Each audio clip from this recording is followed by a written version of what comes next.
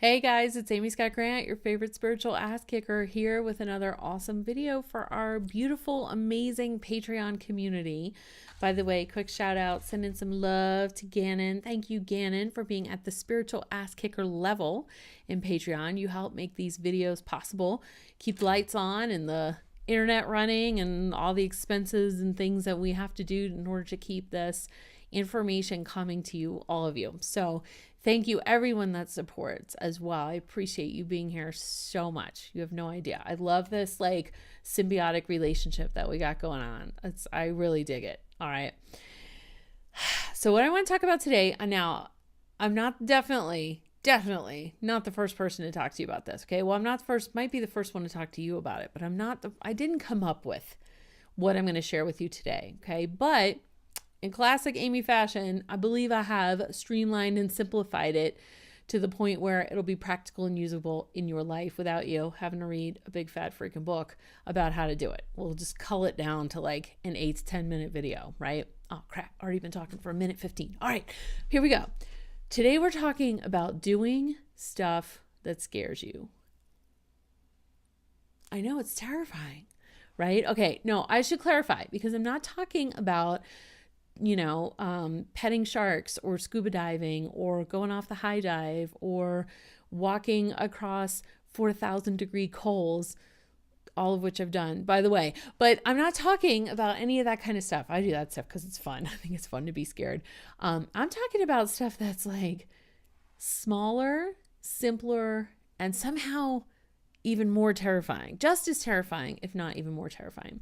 I'm talking about the little things that you don't do every day because they seem scary. I started doing this about 6 months ago. Oh my God, it's made a huge difference in my life. And I know it's going to make a big difference for you too. Okay. So first off, quick convo about neural pathways, right? You know what these are, right? These little, they're kind of like trails, like walking trails in your brain. And so certain things get wired together because you've walked that trail with thoughts that you've had repeatedly. You've walked that trail a lot, either thoughts or actions, right? Like maybe you were a kid and every time you'd raise your hand in class, you'd say the wrong answer. Like maybe this happened 3 times and all the other kids laughed at you. So something got wired in your brain that said, don't speak up because you'll be embarrassed. You'll be laughed at. You'll be humiliated, something like that. That's how these little neural pathways form. And when they start to form, it's kind of like when you are in the woods. If the first time you walk a trail, so what? Unless you're really skilled at noticing forestry and things, you might not even notice anyone's walked that trail. But you walk it 6, 8, 10 times, all of a sudden it starts to make a path, right? And if you've ever zoned out while hiking, the few times I've hiked, I'm not a big hiker, but when I do hike, I definitely zone out. And it's like, thank God for the path, because I'm lost in thought and I'm just on the path. It's exactly how your patterns work in your brain, these neural pathways. So if you've ever heard me talk about the pattern shatter, is simply about doing something different. It's like the minute you don't just stay on the path, the minute you do something different. I know in the forest, you stay on the path, don't get off the path. I know that's like the number one rule. Well, probably that and bring water and don't talk to bears. Those are probably the top rules. Clearly, not a huge hiker, but I know water's important. Speaking of, let me get to that. Okay, back to hiking. All right. If with your brain, with these neural pathways, the first time you stray, it feels super weird and almost hard, like uncomfortable, right? If not difficult. The second time, it starts to feel less weird and starts to feel more normal. So you can reprogram your brain simply by making different choices than the choices that you most commonly make, those patterns that you commonly make. Like a pattern that I have is thanking Gannon in all of our videos, right? Because we love you, Gannon. Gannon is one of our spiritual ass kicker patrons, which means she is at a level that helps support these videos and keep the lights on and keep the software, like all the expenses that we have in keeping these videos going, so I can keep creating awesome content for you and keep our community going, right? So thank you, Gannon. All right, so I'm also used to being interrupted, right? So I'm like, oh, I can get right back on track. You know, some people have a belief that says if I get interrupted, I lost my whole train of thought. Thank God I don't have that, because I would never get anything done. Neural pathways. Yes, that's what we're talking about. Oh, we're talking about stuff that scares you. Okay, so what happens is, this is so interesting. What happens is, what I have discovered firsthand, I'm sure there's like sciencey science behind it, and you could go Google that if you want to know what that is. But I'm just going to tell you the results that I've personally seen. The first couple of things that I did seemed terrifying. Like on a scale of 1 to 10, they were definitely like 8s, right? Like I wasn't peeing my pants, but I really didn't want to do it at all. So they were like 7s, 8s, okay? Just a few weeks later, I got in the habit of just like every other day. It wasn't even every day. It was maybe every other day. I was doing like one little thing that scared me, okay? Within like 2 to 3 weeks, I went back and looked at my notes on those first things that scared me. They weren't even 2s. I was like, why was I scared of that? That's like so dumb. It's lame. It's like not scary at all. They were like 0s, 1s, 2s. Okay. But at the time they felt like 7s. So the first thing that it does, if you start doing things that scare you, is it adjusts your perspective on fear. Okay. Because if, let's say the first thing that you try to do, let's say you pick something kind of easy and it's only like a 4 or a 5. Well, if you do that a few times, again, that neural pathway, if you think about how those ruts run, right? If it's like, ooh, that's scary, ooh, that's scary, ooh, that's scary, okay? So there's a certain thing that's scary in your head. You've got a neural pathway run to connect this action to fear, okay? And that's like a pretty well-worn. Well, if you start to connect this action to not so scary or doable or produced a positive result, it not only starts to form another pathway, it weakens connecting this thing to fear.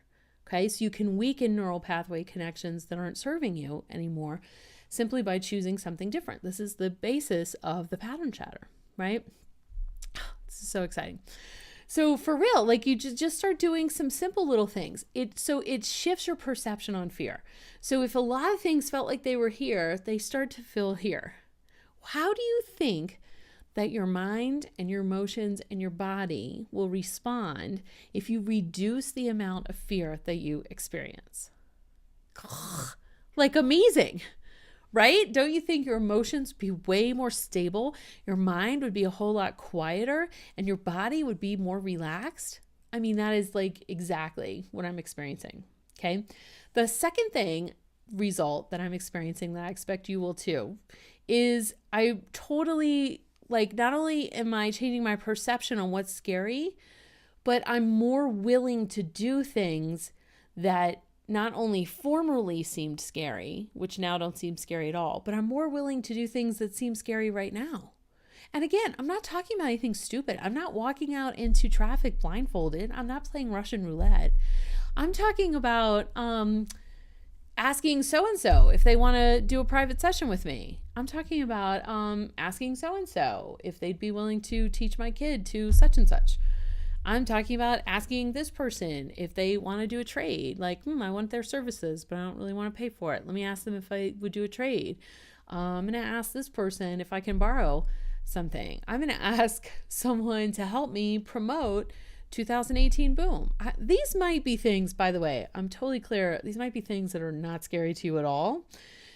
Fear is a very personal interpretation, right? So me doing things that were scary to me may not be scary at all to you. And vice versa. You might be like, oh my God, I could never make a video and put it on the internet.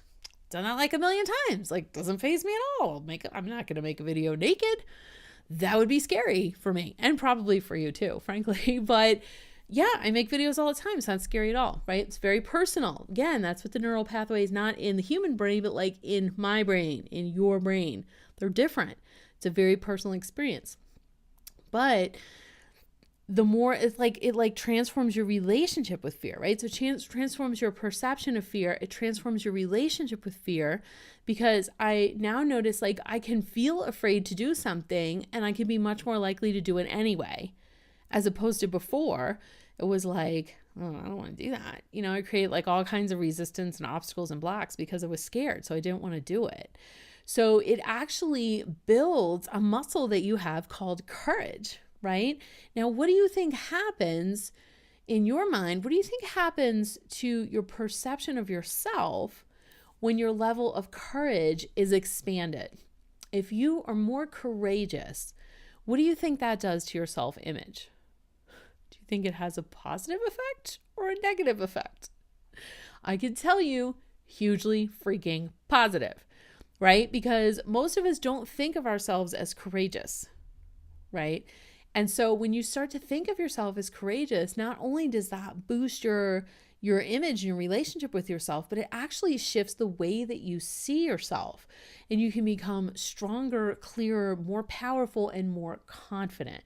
And who among us does not want more confidence? Am I right? I'm all right. All right. What else? Oh, here's the best part of the whole freaking thing is in every scary thing that I have tackled and done, even though it was scary. Are you ready for this now?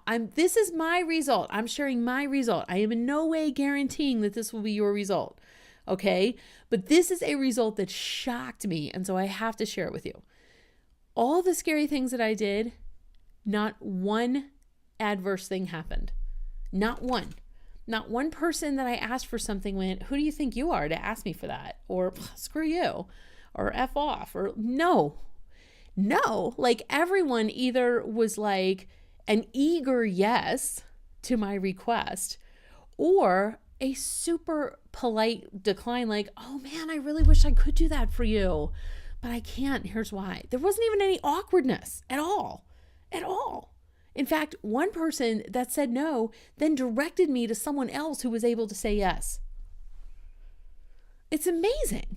It's amazing. And I've heard people say for years, like, it's amazing the things that you can have if you'll only ask for it. But I don't know. Asking is scary for most of us. I know asking's a little bit less scary for me than it is for the average person. I don't know why I'm just weird like that, but I'm telling you, it doesn't matter. It doesn't matter because whether your fear level is here or like off the charts here, doing this one little thing will like diminish it. Every time you do it, it diminishes it just a little bit. It's this cool way of reprogramming your brain.